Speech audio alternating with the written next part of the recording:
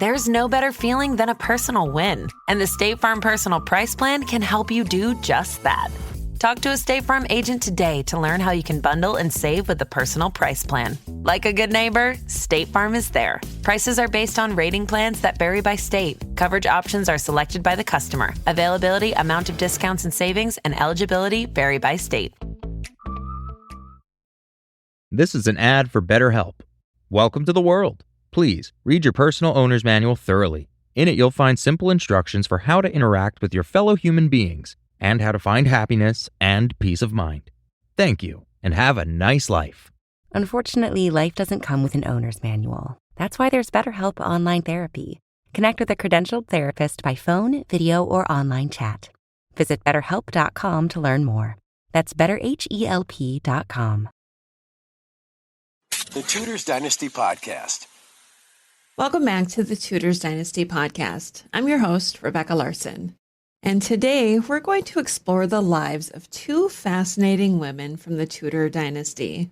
These women shared more than just bloodlines. They both played pivotal roles in shaping the history of England and Scotland in their own unique ways.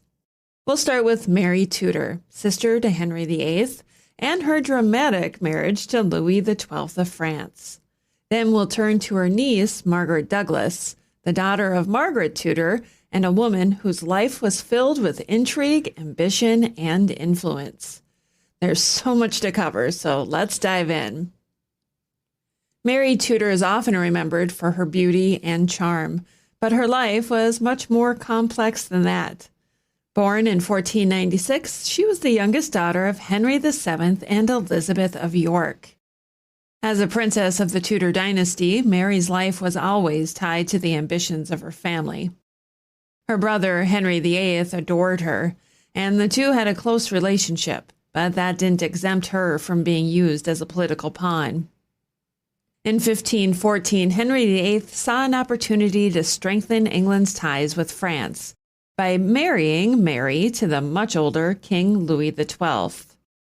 At just 18 years old, Mary was sent to France to marry the 52-year-old Louis, who was already in poor health.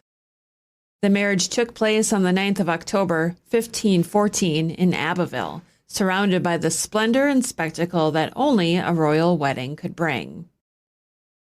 Louis, enamored with his young and beautiful bride, lavished her with jewels, clothes, and wealth.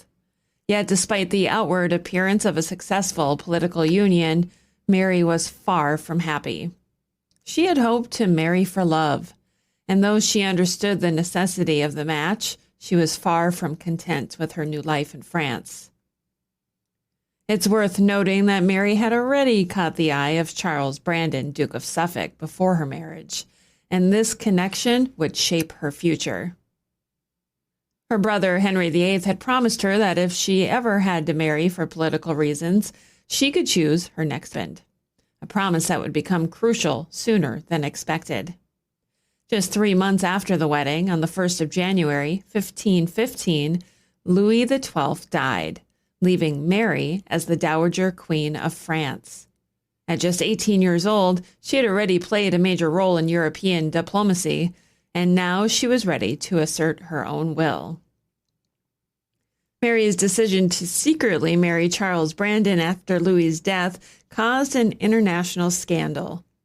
Brandon, a close friend of Henry VIII, was well aware of the dangers of marrying a royal without the king's permission. Yet Mary was determined to marry for love. In defying her brother, she demonstrated remarkable courage and independence for a Tudor woman. And though Henry was initially furious, he eventually forgave the couple after fining them heavily. Their love story was rare in a world where royal marriages were almost always political, and it added a layer of personal drama to the Tudor dynasty, until Henry VIII overtook it with all of his royal marriages. Mary's marriage to Brandon led to a long and relatively peaceful life. They had 4 children together, though only 2 daughters would survive. It was her granddaughter, Lady Jane Grey, who would leave a mark on Tudor history when she was named heir to King Edward VI. She is known throughout history as the 9-Day Queen. At As Mary Tudor's story shows, even women of royal blood were often caught between their personal desires and the political needs of their families. But while Mary managed to secure her own path through love and diplomacy, another Tudor woman, born just a year after Mary's dramatic marriage, would face her own set of challenges and ambitions, this time in the courts of both England and Scotland. Let's now shift our focus to the life of Margaret Douglas, the daughter of Mary's older sister, Margaret Tudor, and a woman whose birth would mark the beginning of her journey through political turmoil, royal intrigue, and the eventual unification of two crowns. So let's turn our attention to Margaret Douglas, another important yet often overlooked figure in Tudor and Stuart history. Margaret was born into a world of political chaos and dynastic struggles, but she would emerge as a formidable player in the royal courts of both England and Scotland. Her mother, Margaret Tudor, was the elder sister of Henry VIII, and in 1503, she had been married off to King James IV of Scotland as a part of a political alliance between the two nations. After James IV's death at the Battle of Flodden in 1513, Margaret Tudor became the regent for their infant son, James V. Her second marriage to Archibald Douglas, 6th Earl of Angus, in 1514, caused considerable political strife.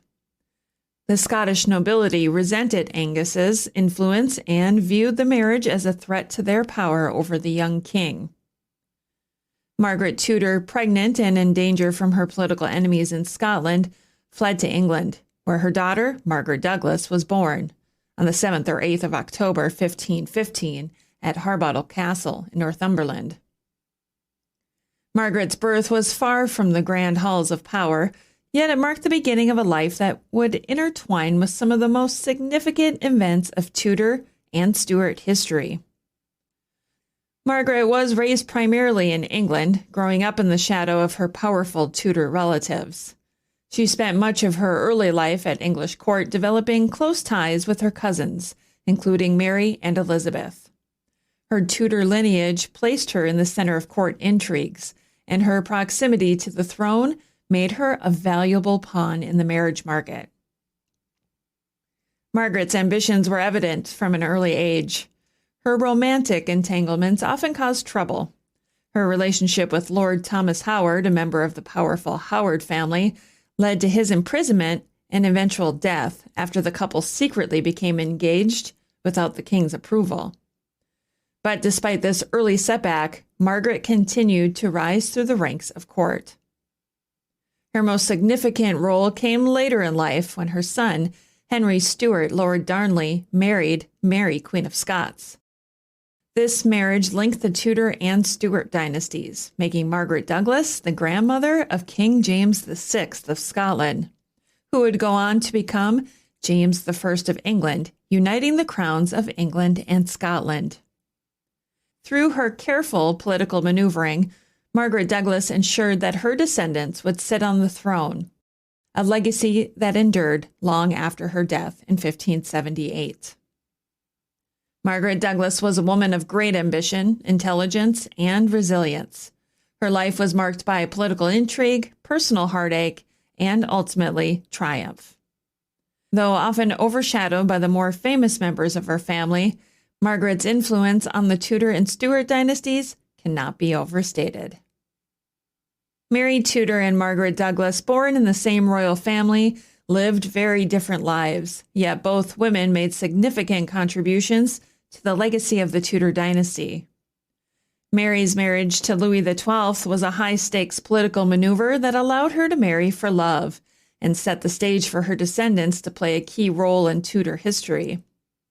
Meanwhile, Margaret Douglas navigated the treacherous waters of court life with remarkable success, securing her family's future on the throne. Well, that concludes another episode of the Tudors Dynasty podcast. Thank you so much for listening. If you love the show and would like to show your support, please consider becoming a patron over on Patreon. That's patreon.com/Tudors Dynasty.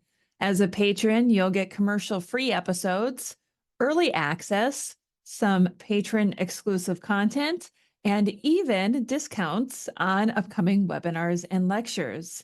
Head on over to Patreon today to find out more information. And for as little as $3 a month, you can show your support. Thank you so much for listening. Until next time. The Tudors Dynasty Podcast.